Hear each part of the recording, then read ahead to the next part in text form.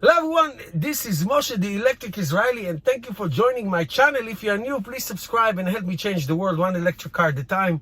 Thank you to all of my patrons and supporters.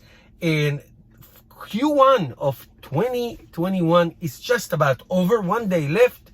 Today is March 31st, and Wall Street analysts, a lot of articles are talking about what will be Tesla first quarter of 2021 deliveries. The numbers looks like 174,000, which is more than twice than what they delivered last year in the beginning of the awful pandemic, which was a little over 88,000. Now it was actually 88,400. But it will be a little bit less than what they delivered in quarter 4 of 2020. Quarter 4 was a little bit over than 180,000, which concluded 2020 with 450 cars less than 500,000.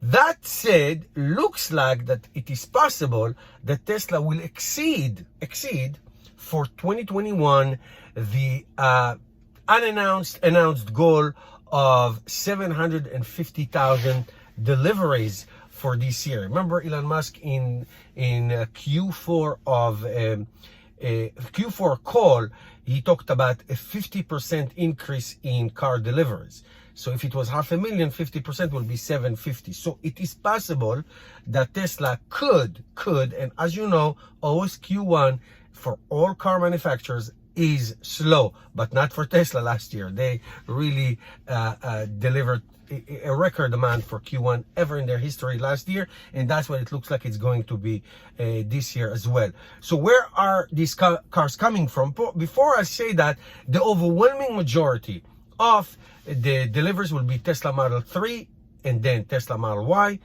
Model S and Model X will be probably less than 6,000 as Tesla paused the production of Tesla Model S and X because of the refresh updates, and then restarting production. So I would assume, I'm not assuming, I'm saying that the deliveries of Model S and X for Q2, 3, and 4 will be tremendous. So much interest and so many reservations for those refreshed, both the S and the X. So I am telling you, the numbers will be staggering. I would say, in my opinion, over 10,000 for each quarter, if not more. That's my estimate, because first of all, I know personally of so many people, friends of mine who have Tesla Model S's and X's. They already ordered the refresh because that's what they do. So we'll see about that. We know that there's tremendous demand. So Model 3, of course, as always, number one, probably over 140,000, then 10,000 plus of Tesla Model Ys, and then of course a few Model S and Model X's.